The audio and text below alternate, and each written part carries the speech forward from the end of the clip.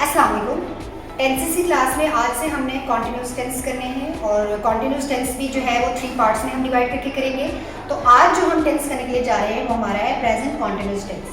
अगर आपने शुरू में टेंसेस की वीडियो देखी हो जिस पे मैंने आपको सारे के सारे टेंसेस की कुछ हेडलाइंस बताई थी, तो उसमें आपको मैंने कॉन्टिन्यूस टेंसेस के बारे में एक चीज़ बताई थी कि हम हर कॉन्टिन्यूस टेंस के लिए वर्ब की फर्स्ट फॉर्म और उसके साथ आईएनजी जो है वो लगाते हैं और जो हेल्पिंग वर्ड्स होते हैं वो according to the tense change होते रहते हैं। तो प्रेजेंट कॉन्टिन्यूस टेंस जो होता है, अगर उर्दू में मैं एग्जांपल्स की बात करूँ तो उर्दू में एग्जांपल्स जैसे मैं खाना खा रही हूँ, मैं पढ़ा रही हूँ या मैं सबक पढ़ा रही हूँ, हम फुटबॉल खेल रहे हैं, अबू बाज़ार जा रहे हैं, अम्मी कपड़े धो रही हैं। इस तरह के ये जो भी सेंटेंसेस होते हैं हमारे प्रेजेंट कॉन्टिन्यूस टेंस में आते हैं। लाइक रहा है, रही है, रहे हैं वगैरह जो होते हैं वो हमारे कौन से वाले सेंटेंस होते हैं? प्रेजेंट कॉन्टिन्यूस टेंस होते हैं। इसके बाद सबसे पहले हम देखेंगे फॉर्मेशन कैसे होती है टेंस की, हम किस तरह से इस टेंस को फॉर्म करते हैं। सो अगर फॉर्मेशन की बात करें तो फॉर्मेशन में सबसे पहले हमारे पास आ जाता है सब्जेक्ट,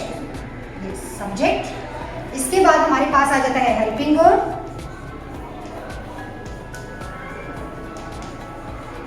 इसके बाद हमारे पास आ जाता है first form of the verb plus ING and object में आपके सिंगुलर ऑब्जेक्ट भी हो सकता है और the second part of the sentence भी हो सकता है। This is up to you कि आप कैसा सेंटेंस बना रहे हैं। अगर तो आप सिंपल सेंटेंस बना रहे हैं इजी वाला, फर्स्ट लेवल वाला, तो उसमें तो आप एंड में जो है वो ऑब्जेक्ट लगाते हैं। समटाइम्स आप कुछ थोड़ा सा जो है वो कॉम्प्लिकेटेड सेंटेंस लेके चलते हैं तो जो उसको सेकंड पार्ट होता है वो हमारे पास यहाँ पे आ जाता है। ठीक है, सो ये फॉर्मेशन हो गई। अभी आपको जो मैंने एग्जाम्पल्स बताई थी, जैसे लाइक अभी मैं बात करूँ तो मैं पढ़ा रही हूँ, ठीक है, तो मैं पढ़ा रही हूँ तो सब्जेक्ट क्या है? मैं, लाइक आई। हेल्पिंग वर्ब्स जो होते हैं प्रेजेंट के, ये मैं अभी आपको नहीं बताया, तो इसमें हेल्पिंग वर्ब कौन से होते हैं? एक होता है इज, एक होता है एम और एक होता है आर। सो आई के साथ क्या आएगा? एम। आई एम पढ़ा रही हूँ, तो पढ़ाना क्या होता है? टीच। तो first form of the verb plus I N G, teaching. मैं क्या पढ़ा रही हूँ? I am teaching English lesson. Like object में मैं साथ में इसके जो है I am teaching English lesson. So English is basically यहाँ पे I am teaching English lesson.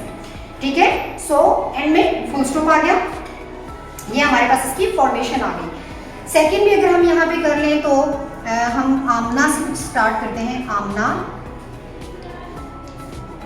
Is, सिंग करना होता है फर्स्ट फॉर्म वर्ब और आईएनजी लगाना है। Singing a song, Amna is singing a song. ये हमारे पास है प्रेजेंट कॉन्टिन्यूस टेंस की एग्जांपल्स।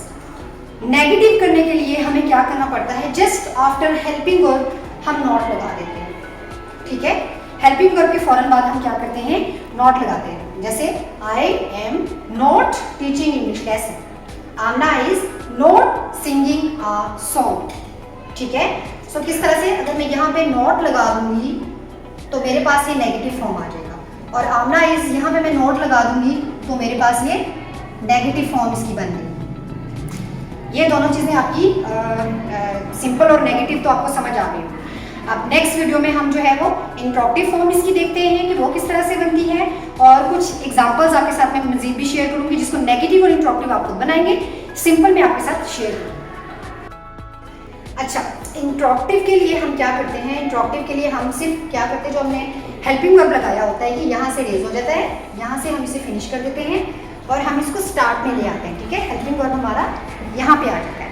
जैसे मैंने एक सेंटेंस लिखा हुआ है, mother is washing her dress, तो इसको जब मैं इंट्रोक्टिव में लूंगी तो यहाँ पे हेल्पिंग वर्ब क्या है? इज है, तो इज यहाँ पे आ जाएगा, इज। इसके बाद आ जाएगा मदर।